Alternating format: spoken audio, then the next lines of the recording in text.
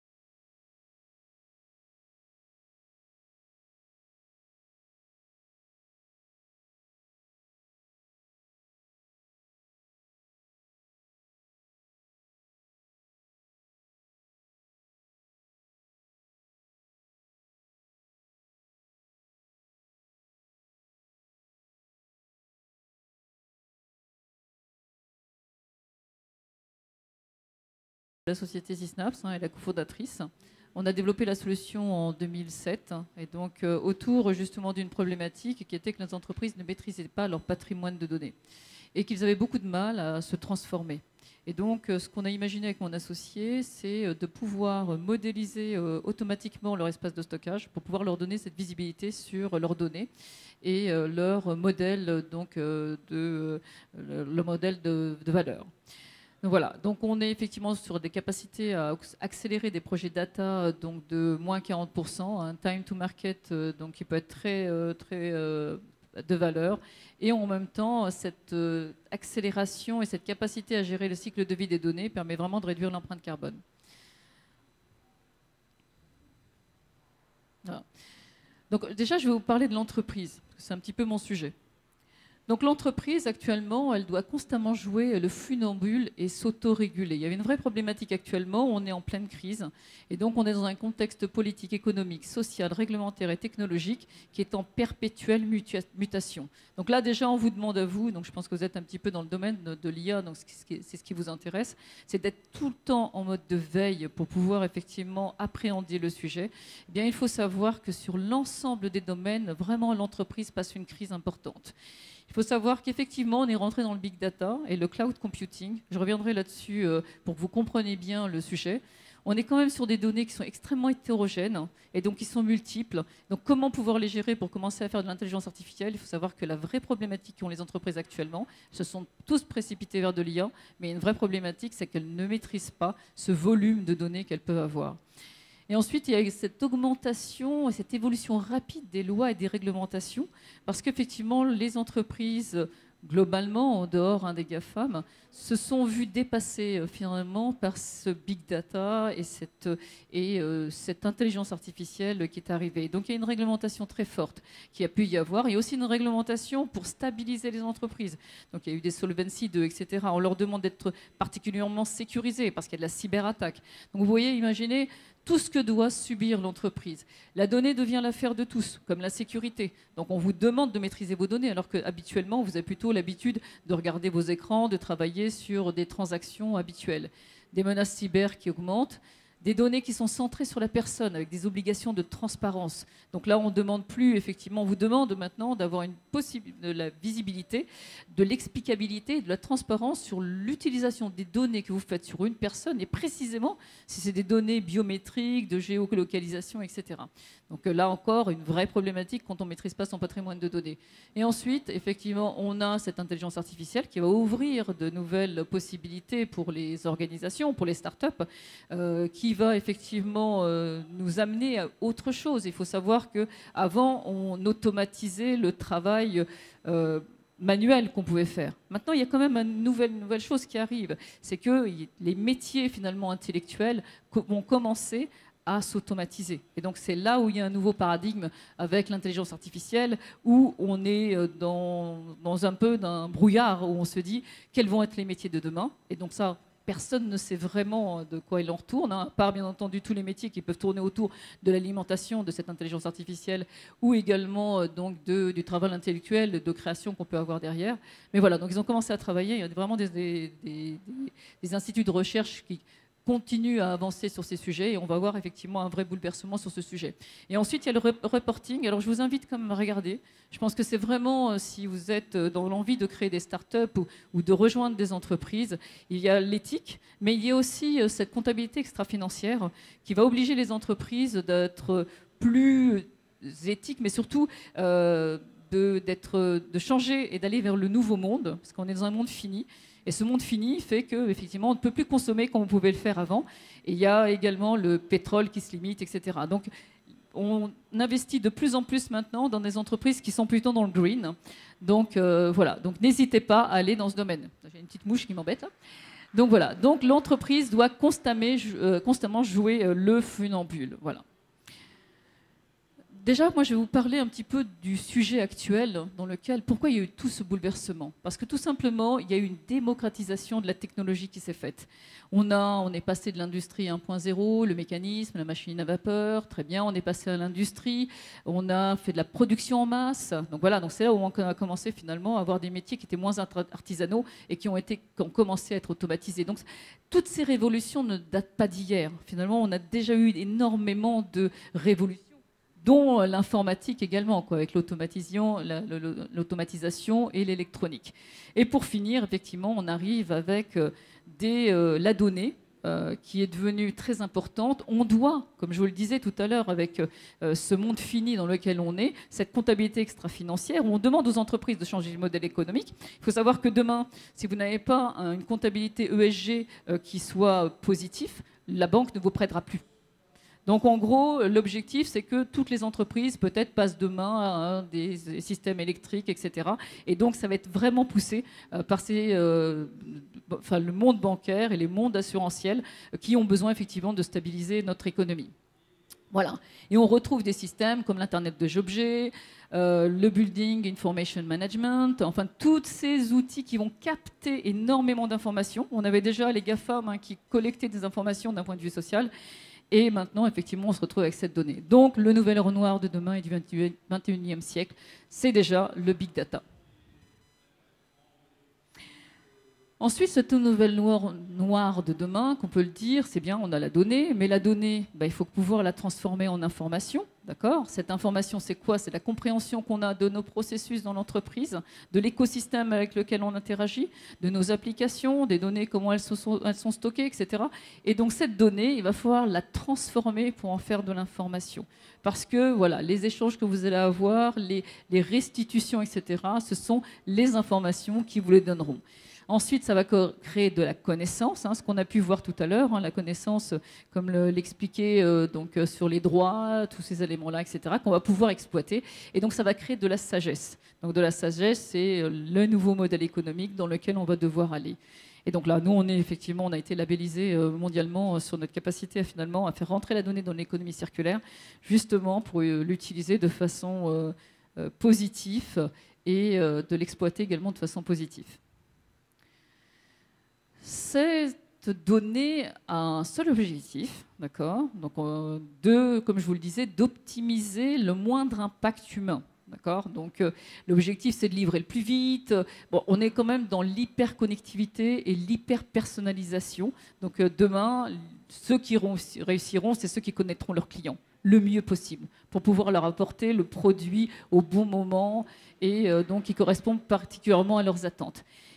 Et on a besoin aussi de réparer nos erreurs. Donc, pour la partie température, pour toute une série de choses, on devient finalement, la donnée devient la fabrique des territoires intelligents et durables. Et pourquoi on parle de ville intelligente ? Parce que la ville intelligente, c'est une ville qui a des données, qui les exploite, qui les transforme en informations. Donc on peut le voir ici. Donc, vous avez des montres connectées, vous avez des prises de température, vous avez aussi des caméras. Ces caméras vont faire de la reconnaissance visuelle, etc. Donc cette transformation, elle va changer notre manière de vivre, d'apprendre, de collaborer, de travailler, de consommer, de créer et de jouer. Donc tout l'objectif, effectivement, c'est comment on crée aussi des entreprises d'amusement pour que on limite encore aussi notre effectivement impact globalement. Je ne veux pas être négative, mais voilà. Donc, globalement, c'est apporter des services qui sont peut-être moins invasifs pour notre planète. L'ascension des géants technologiques. C'est à ce moment-là, effectivement, qu'on a compris l'importance des données. C'est à cause des GAFAM, Google, Amazon, Facebook, Apple et Microsoft. Hein. On voit que la capitalisation boursière est extrêmement importante. Hein. On voit Amazon, etc. Et donc, depuis 2004 à 2019, vous voyez, ils ont carrément... la capitalisation est devenue énorme. Il y a bien entendu, il ne faut pas oublier les Natu. Hein. Donc, c'est un peu... il n'y a pas que les GAFAM. Hein. Netflix a aussi fait son business par rapport à tout ça. Airbnb, voilà, Tesla, Uber et d'autres, hein, d'autres startups hein, qui ont aussi réussi autour de tout ça. Hein. Et on a bien entendu les Chinois, qui sont les Batex, donc qui eux aussi ont voulu un peu plus de souveraineté et qui ont créé leur propre économie autour de leurs données, qui sont très à l'avance également sur l'intelligence artificielle. Donc l'entreprise qui utilise donc, des algorithmes sophistiqués pour analyser de grandes quantités de données, optimiser leurs services et offrir des solutions personnalisées à leurs utilisateurs. Donc voilà, c'est vraiment le choix qu'ont fait effectivement ces organisations et sur lesquelles donc on doit prendre effectivement exemple. La transformation, elle repose sur le triptyque qui est les data, le modèle et les algorithmes. Et comme l'a dit effectivement donc mon confrère, le matériel. Il n'y aurait pas eu de matériel, il n'y aurait pas eu cette capacité de miniaturisation, cette capacité de performance toujours plus importante, et on n'aurait pas pu faire ce qu'on a fait actuellement. Il y a eu d'ailleurs un hiver qui s'est passé entre le moment, effectivement, il y a eu le rêve des neurones et ensuite la réalité de ChatGPT. Donc voilà, donc ce triptyque, c'est simple, hein, c'est les data, c'est vraiment la matière première. Pas de data, ben finalement, il n'y a pas d'IA. Le machine learning, les réseaux de neurones, les algorithmes d'apprentissage, etc. Donc la transformation numérique, moi j'aime à dire aussi que, attention, tout n'est pas IA. D'accord ? Donc quand vous démarrez dans vos organisations, l'IA ne se prête pas à tout. Donc il y a effectivement la transformation numérique avec des reportings qui répondront parfaitement. Vous avez des statistiques qui des fois seront même plus cohérents et apporteront une valeur et une prédiction plus juste que finalement l'intelligence artificielle. Je discutais même avec une personne du CNRS. En gros, il y a énormément de données qui avaient été captées par des IoT et on leur avait demandé est-ce que vous pourriez faire tel use case ? Ben non, la qualité des données IoT qui étaient captées n'était pas assez suffisant pour répondre à cette question. Donc ils leur ont dit, ben voilà, mais il va falloir capter maintenant, mais avec un niveau plus élevé. Mais tout ce que vous avez capté ne sert à rien. Donc voilà, pour vous dire que des fois, même quand vous avez des grandes quantités de données, c'est pas obligatoirement pour ça que finalement vous allez réussir à mettre en place de l'intelligence artificielle. Donc voilà, être vraiment dans un principe où l'IA, c'est d'abord donc de la data. Et ensuite, la data, c'est quoi ? C'est la transformation numérique de l'entreprise. Si les données ne sont pas numérisées, ben, vous avez beaucoup de mal également à faire même de l'analytique pure ou de l'intelligence artificielle. Ici, je vous explique effectivement comment finalement ces algorithmes ont démarré, hein, avant et après. On est vraiment sur le yield management. Ce sont d'abord les acteurs aéronautiques, hein, qui ont commencé à réfléchir à cette réflexion de pouvoir booker donc les compagnies aériennes et donc de pouvoir gérer mieux les ressources et les services de leur organisation. Ensuite, effectivement, ce principe de yield management, hein, le bon produit au bon client au bon moment et au bon prix par le bon canal, hein, d'accord ? Et eux, ils ont eu besoin d'une quantité monstrueuse d'ingénieurs, de matériel. Donc c'était hyper compliqué et ça leur a coûté extrêmement cher pour pouvoir lancer cette réflexion et cette analyse. Donc ça leur a rapporté de l'argent, mais surtout ça leur a coûté extrêmement cher. Il faut savoir qu'aujourd'hui, vous, start-up, vous n'avez même plus besoin de tout l'effort qu'eux ont fait. Donc en termes de coûts, on a vraiment gagné en termes de matériel. Donc, comme vous disiez mon confrère, hein, c'est derrière, vous avez besoin juste d'un bon petit PC, vous avez besoin même de vous connecter maintenant à l'IA générative directement disponible. Vous avez des modèles de disposition, open source, etc. Et donc là, vous pouvez imaginer, et donc ça, c'est plutôt à vous d'imaginer le bon use case. Et donc, comme je vous le disais, il faut vraiment que ça colle à votre client. Donc ça correspond à une réalité. Des fois, il faut se méfier aussi du client qui pense qu'il voudrait ça et puis au final, cette réalité, elle n'est pas là. Parce qu'il va y avoir des difficultés pour qu'il puisse finalement y arriver, parce qu'il va y avoir peut-être effectivement du risque. Le changement ne va pas pouvoir s'opérer au sein de son organisation. Mais il faut savoir qu'il faut lui répondre à cette question simple, hein, le bon produit au bon client, au bon moment, au bon prix et par le bon canal. D'accord. Donc là, comme ça, vous allez pouvoir imaginer toute une série de choses. Donc là, je parle vraiment aux startups qui ont envie de se lancer. Ça a été vraiment le début et ce qui a donné énormément d'idées à pas mal de monde, dont Amazon. Donc Amazon, comment ils ont réussi finalement à se positionner finalement sur un marché, hein. Alors bon, déjà, ils ont fait des prix extrêmement bas. Ils ont négocié avec leurs clients, avec leurs fournisseurs, en disant donne-moi une fourchette jusqu'à laquelle tu acceptes de négocier. Et ils ont négocié donc avec Amazon suit à la trace donc les tarifs de ses concurrents pour s'approcher du moins cher, voire s'aligner dessus. Vous voyez, donc ici ils s'alignent en temps réel, hein, donc ils vont aller capter et scraper les informations des concurrents, et au fur et à mesure l'algorithme va s'adapter. Et donc, si ça va un petit peu trop bas, bien, en gros, il y a c'est l'humain qui reprend le dispositif et qui va valider ou pas, ou il laisse tomber. Mais en gros, il y a aussi une chose qu'il faut retenir, c'est que 56% des consommateurs déclarent consulter en premier Amazon. Donc imaginez, que vous consultez Amazon, mais Amazon il a déjà consulté tout le reste et puis il essaye de se positionner pour être le moins cher. Donc systématiquement, vous revenez à lui. Donc voilà, il faut voir, voilà comment finalement les algorithmes autour des prix, et après tout le monde l'a repris, hein, que ce soit Airbnb, tous les autres acteurs ont travaillé justement sur cette notion effectivement d'algorithme qui impose ses prix donc aux fournisseurs et qui permet effectivement de répondre à une réalité des attentes du client. Là, je ne vais pas le répéter effectivement parce que mon collaborateur, mon confrère l'a dit également, hein. Donc là, ce qui s'est passé et pourquoi finalement on s'est retrouvé avec la plus forte adoption de tous les temps, et c'est celle effectivement de ChatGPT qui s'est fait vraiment en quelques mois. Eh bien, tout simplement parce que derrière, on se rend compte là actuellement qu'il y a vraiment une véritable rupture qui s'opère. Si on s'était toujours posé la question, est-ce que les gens accepteraient l'intelligence artificielle ? On a la réponse. Finalement, ils augmentent leur... on voit bien que les gens n'ont pas envie de se laisser dépasser, ils ont envie d'apprendre différemment, et ChatGPT répond à cette problématique. Donc pour vous donner juste une idée de l'accessibilité, donc en janvier, ils étaient 100 millions d'utilisateurs actifs. En février, 1,6 milliard de visites. En avril 2023, une confirmation de 100 millions d'actifs mensuels. Et en novembre 2023, 100 millions d'utilisateurs actifs par semaine. C'est énorme. Voilà, donc vraiment, c'est un usage extrêmement croissant. Donc ça veut dire tout simplement que si c'est le cas, c'est qu'il y a une nouvelle interface qui est apparue. Donc une nouvelle interface, une autre qui va arriver également, c'est d'échanger directement en vocal avec cette intelligence artificielle. Mais nos moyens de communication et de user interface viennent de changer. Et le user experience doit suivre par rapport à tout ça.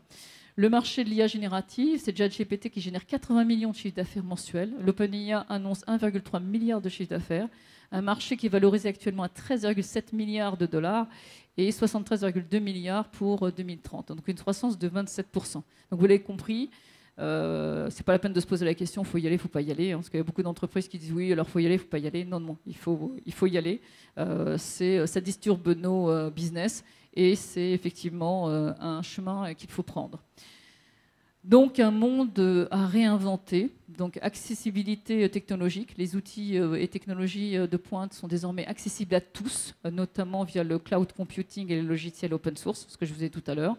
La réduction des barrières capitalistiques, donc le financement participatif et les programmes d'incubation, donc j'ai vu qu'effectivement il y avait des choses qui se passaient aussi en Tunisie, permettent aux entrepreneurs de concrétiser leurs idées sans avoir besoin de gros capitaux. Il faut savoir qu'en France, par exemple, nous on a été choisis pour aider les entreprises françaises à accélérer leur projet Data IA, et ils sont financés à 50% par l'État pour pousser justement l'économie française et les PME à aller vers de l'intelligence artificielle. Et il y a énormément de projets qui sont financés autour de ces sujets parce que la France n'a pas envie de se laisser dépasser et elle voit effectivement un intérêt à ces projets. Donc, pour vous dire que si les politiques poussent et mettent des moyens, c'est qu'il y a vraiment quelque chose autour de ça, il faut y aller. Et l'innovation et la réinvention. Alors vraiment, ce qui est intéressant, moi je vous le dis, on est dans un monde où personne ne sait finalement quels sont les nouveaux métiers de demain, et je pense que les startups ont vraiment les moyens de se réinventer. Quand ChatGPT s'est lancé, pendant un mois, il n'a donné aucune indication sur comment il fallait l'utiliser. Est-ce qu'il fallait faire des prompts, etc. Parce qu'ils n'en savaient strictement rien. Ils ont laissé pendant un mois tourner le système, voir comment les gens réagissaient, et ensuite, en fonction de ce qu'ils ont appris, ils ont sorti une documentation autour de tout ça. Donc je vais vous dire que même eux, ils apprennent en tâtonnant. Donc imaginez, soyez inventifs, regardez un petit peu les modèles économiques autour des secteurs d'activité et n'hésitez pas effectivement à proposer des choses à vos clients ou tout simplement à inventer vous-même une nouvelle façon de penser qui disturbe. Intéressant aussi, c'est qu'il y en a beaucoup. Alors, ça a été l'engouement quand il y a eu OpenIA et ChatGPT. Donc, en gros, les entreprises se sont dit, dans les COMEX, il faut absolument qu'on se lance et qu'on mette en place des projets autour de l'IA. Au final, ils ont tous déchanté parce que finalement, ils se sont dit, ben ouais, mais ok, bon, on veut bien nous, mais les données, on les maîtrise pas et pas de data, pas d'IA. Et puis, la donnée, elle est particulièrement réglementée. Donc elle est réglementée déjà par la partie RGPD. Donc d'ailleurs, ça a été en France repris par la CNIL. Donc autour de l'IA, l'autorité qui maintenant s'occupe également de l'IA Act, c'est la CNIL. Donc il y a eu le RGPD déjà. Il faut s'assurer que vous avez classifié vos données, que vous n'utilisez pas les données des personnes, que ce soit des données de santé, etc., n'importe comment. Vous avez le Digital Market Act qui assure l'équité concurrentielle contre les pratiques de plateformes dominantes. Donc ça vous permet quand même aussi de lancer votre business parce que voilà, c'est quand même drivé, parce que sinon toute l'économie va être portée par nos amis des GAFAM ou autres. Donc là, ça laisse de la place quand même à la création. La responsabilité, on responsabilise les plateformes numériques sur les contenus et les données personnelles. Donc là, on est aussi dans un début d'éthique, mais sur l'interface. Le Data Governance Act, c'est intéressant. Ça facilite le partage sécurisé et transfrontalier des données. Parce qu'il faut mettre de la gouvernance autour de tout ça. Donc l'Europe a mis en place toute une série de choses pour permettre d'alimenter les startups et le monde de la recherche. Le Data Act, c'est très intéressant aussi, parce qu'avant, quand vous rentriez dans Amazon, pour sortir, il fallait payer. Donc là, l'idée, c'est que derrière, on ne paye plus et on peut finalement changer de cloud provider et on peut également passer d'un système à un autre, donc de SAP vers Oracle, et ces acteurs-là doivent s'entendre. Vous avez la cybersécurité, la cyber-résilience, etc. Tout ce qui tourne la cybersécurité, il faut absolument mettre de la cybersécurité. Vos clients ne vous achèteront pas de produits si vous n'avez pas de la cybersécurité. Et l'IA Act, bien entendu, vous devez montrer que vous êtes éthique. Et le e-privacy regulation, ça c'est vraiment effectivement des chances de communication entre plutôt l'extra transfrontalier. Mais ce qu'il faut retenir, pour pouvoir s'assurer que tout ça on le met en place, il faut créer mettre en place une gouvernance et une politique donnée au sein de votre organisation. Donc il va falloir créer des métadonnées, parce que c'est bien de créer des IA, mais il faut comprendre, un data scientist, c'est quoi au début? C'est qu'il va venir poser des questions à ses clients pour leur demander, au métier, pour leur demander comment ils fonctionnent, pour essayer de trouver la non-qualité, pour essayer de déterminer dans le processus qu'est-ce qu'il doit optimiser. Donc si vous n'avez pas cette capacité d'appréhender ces éléments-là, ça ne sert à rien, vous pourrez imaginer tout ce que vous voulez, ça sort de votre tête, ça ne correspondra pas aux attentes de vos clients. La data quality, donc pas de qualité des données, pareil. Bon, vous risquez d'ailleurs, là, c'est même plus de l'hallucination, c'est carrément, il sort n'importe quoi parce que les données sont complètement incohérentes. La data architecture, c'est vraiment de monter tout un process, parce que plus vous allez capter de l'information régulière dans un certain format, d'historiser, etc., il faut monter ce qu'on appelle un data ops. Et donc, il faut vraiment mettre en place une architecture pour pouvoir obtenir cette donnée dans un format, peut-être dans un data warehouse, qui vous permet de l'exploiter correctement. La modélisation des données, le stockage, la sécurité, l'interopérabilité, la gestion documentaire, parce que la donnée, elle est aussi structurée, semi-structurée et non structurée. Vous avez aussi des référentiels dans les systèmes, hein, c'est les clients, les produits, etc., sur lesquels vraiment vous allez aborder des sujets, et le fameux data warehouse. Donc comme vous l'avez compris, maintenant, la technologie, on l'a, etc. C'est bien, on va se retrouver devant son PC, des algorithmes, etc. Mais maintenant, il faut vraiment trouver des usages. Et ces usages, ça se passera obligatoirement par la compréhension de son système. Et le data management et les contraintes et les exigences liées à la sécurisation, à la conformité, à la qualité des données sont extrêmement essentielles dans les projets que vous allez mener. Je vais passer en vitesse, où effectivement, mon collaborateur, mon confrère en a parlé, mais tout simplement, avant, finalement, ChatGPT, c'est quoi? C'est plus de 1000 couches et 175 milliards de paramètres sur ces réseaux de neurones. Alors qu'avant, effectivement, on était plutôt sur des 3 couches et 729 paramètres. Donc, qu'est-ce qui change? C'est tout simplement parce que Microsoft a donné les moyens à OpenIA à coût de milliards de dollars sur la capacité finalement d'aller capter un corpus documentaire extrêmement important, Wikipédia, dans le monde de la recherche, etc., pour apprendre à la machine. Voilà. Donc en gros, n'importe qui aurait pu y arriver s'il avait eu les moyens finalement de capter toute cette connaissance qu'on a mis depuis des années sur le net et sur cette connaissance du monde. Et bon, comment fonctionne le LLM? Donc, je vais pas revenir effectivement à ce que m'a dit mon collaborateur, mais le chat est sûr. Donc, effectivement, il va essayer effectivement de façon effectivement probabiliste de retrouver la suite des mots.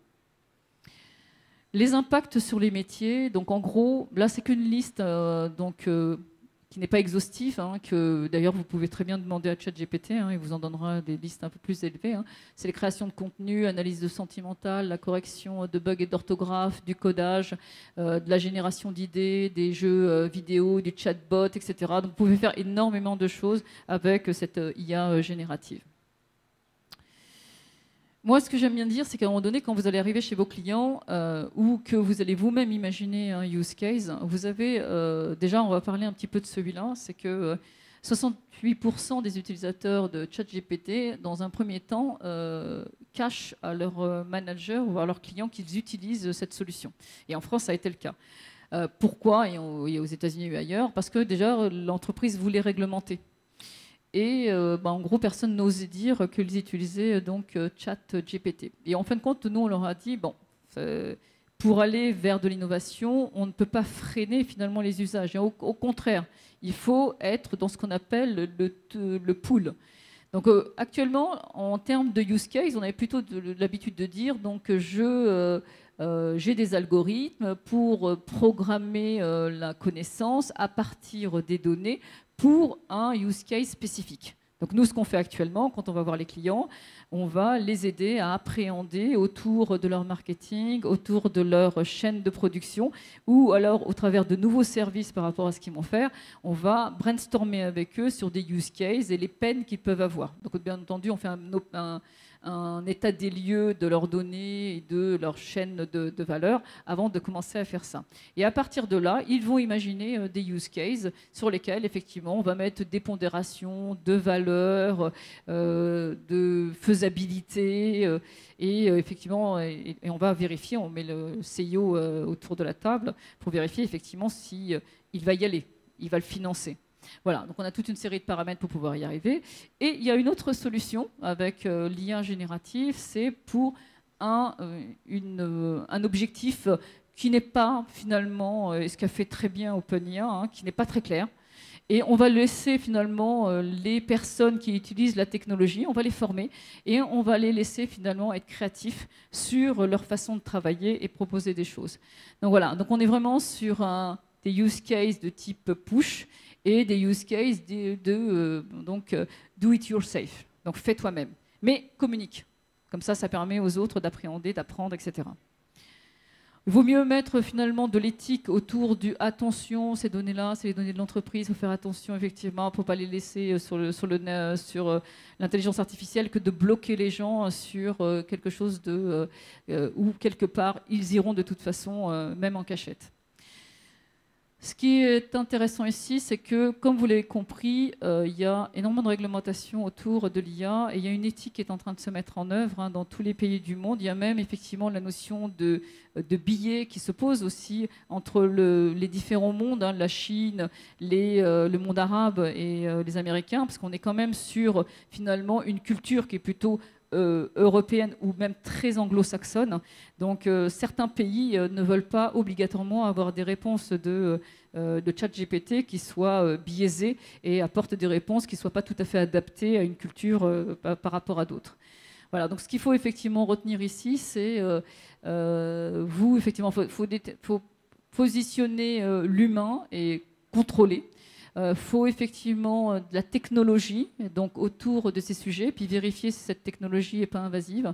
Vous devez mettre effectivement en place de la privacy et de la data gouvernance. Il faut être transparent. Donc la transparence, c'est compliqué. Parce que dans le deep learning, l'explicabilité est extrêmement compliquée. Il faut savoir que le deep learning n'apprend pas comme nous. Par exemple, admettons, vous lui dites le machine learning, c'est simple. Vous lui dites, voilà, ça c'est une moto. Et puis, vous allez lui donner des caractéristiques, ça c'est une roue, ça c'est etc., etc. Donc, vous allez pouvoir expliquer comment est arrivé son cheminement. Le deep learning, c'est pas du tout ça. Il va lire, va regarder énormément de photos de motos. Il va surtout prendre des petits paramètres à des endroits et puis des contrastes, etc. Il va arriver à une réponse. Mais il ne va pas avoir pensé comme nous. Donc, c'est très difficile d'appréhender comment, finalement, on obtient l'explicabilité sur le sujet. Donc, voilà, donc être très transparent sur ce sujet. La diversité, la non-discrimination, donc très important, ce dont je vous parlais. Donc, et puis aussi, il y a aussi une autre discrimination, donc ceux qui ne pourront pas accéder finalement à ces technologies. Donc là, on parlait avant effectivement d'illettrisme numérique. Ben là, c'est effectivement, on est encore en train de passer à une autre interface. Donc voilà, comment on ouvre finalement le champ du possible et du savoir autour de ces sujets. Une vraie problématique sociale. On parlait tout à l'heure des métiers qui vont être impactés autour de ces sujets. L'empreinte carbone, l'empreinte du numérique est énorme, énorme. Il faut savoir que ça consomme de l'eau potable et qu'en termes d'électricité, rien qu'en France, c'est juste 11% de l'énergie qui est dévolue rien qu'au data center. Donc imaginez, c'est énorme. Après, je passe les terminaux, je passe les réseaux, etc. Donc on a une vraie problématique actuellement avec l'intelligence artificielle. On ne sait même pas si on va tenir. Déjà, les Français se posent la question s'ils vont tenir le choc. Et même les Américains. Mais bon, pour l'instant, et en plus avec l'eau, tout le monde fait polémique, parce que c'est bien de nous dire qu'on est en stress hydrique, mais si on nourrit la machine, c'est pas extraordinaire non plus. Donc il faut trouver des moyens pour réduire cette notion-là. Et l'accountability, donc comme je vous ai dit, vous montez votre start-up, ok, vous allez devoir, vous ne pourrez pas répondre à un appel d'offres, vous n'allez pas pouvoir aller voir un client si vous n'êtes pas capable de lui dire que votre système est sécurisé. Donc il faut montrer que vous êtes éthique, sécurisé, etc. Donc ça c'est vraiment le... Alors, créez, amusez-vous. Première étape, évaluez quand même que votre IA passe les évaluations qui vont bien, passe les évaluations liées donc au moins au RGPD, et bien entendu qu'elles correspondent aux attentes de vos clients. Et ensuite, préoccupez-vous vraiment et intégrer cette notion d'accountability et data management. Voilà, donc j'arrête là, juste pour vous donner donc un aperçu de comment intégrer l'IA au sein de vos organisations et pas data, moi je dirais même data ou IA. Tout n'est pas IA. Donc j'ai souvent mes clients qui me demandent des fois des choses complètement absurdes. Je dis on ne va pas tuer une mouche avec un bazooka. Donc voilà, on peut très bien faire un reporting qui va bien, c'est suffisant. Voilà. Donc il faut vraiment évaluer même finalement. Donc nous on a une matrice qui vous permet d'évaluer ça, c'est plutôt du reporting, ça c'est plutôt de la statistique, ça c'est plutôt ça. Et quel est le niveau de finalement de justesse que vous voulez avoir. Et en fonction du niveau de justesse, des fois le machine learning ça répond pas à une réalité. Il vaut mieux avoir un bon modèle statistique qui répond à ces sujets. Voilà. Donc n'hésitez pas à poser des questions.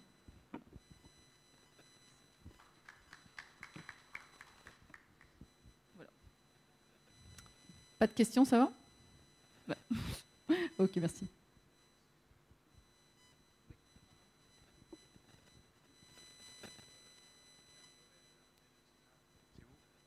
Ah, d'accord. Quel est le rôle de Sysnap? Quel est votre rôle? Quel est votre business? Alors, moi, je suis la dirigeante de la société Sysnap, c'est la cofondatrice. Donc, nous, déjà, en 2007, on avait surtout une vraie problématique pour les clients qui n'arrivaient pas à se transformer. Et donc, on a imaginé une technologie qui va aller lire les espaces de stockage, qui va vous déterminer automatiquement dans une base de données Oracle, ça c'est une devise, une facture, etc., qui va vous les relier automatiquement, qui va vous permettre d'extraire les informations qui vont bien, qui va faire la même chose sur l'aspect documentaire, et qui va vous permettre de classifier les aspects de sécurité, et qui va mettre le tout en conformité très rapidement. Et donc, on a vraiment aidé nos clients, et ces modèles se maintiennent dans le temps. Parce qu'on a travaillé avec des grandes entreprises internationales comme Dassault Systèmes, qui avaient 42 pays dans le monde. Et leur objectif, effectivement, c'était à la fin de l'année de pouvoir transformer leur système qui était modifié par l'éditeur, qui était modifié par eux-mêmes. Et en temps réel, on leur montrait finalement comment le système changeait et on rétablissait les impacts sur les autres systèmes. Et là, actuellement, autour de l'intelligence artificielle, on aide le RAG sur les recherches de la bonne information au bon endroit, qu'elle soit structurée ou non structurée, dans l'entreprise pour permettre de mettre en place des chatbots ou du reporting et accélérer effectivement cette transformation. Voilà. Merci beaucoup.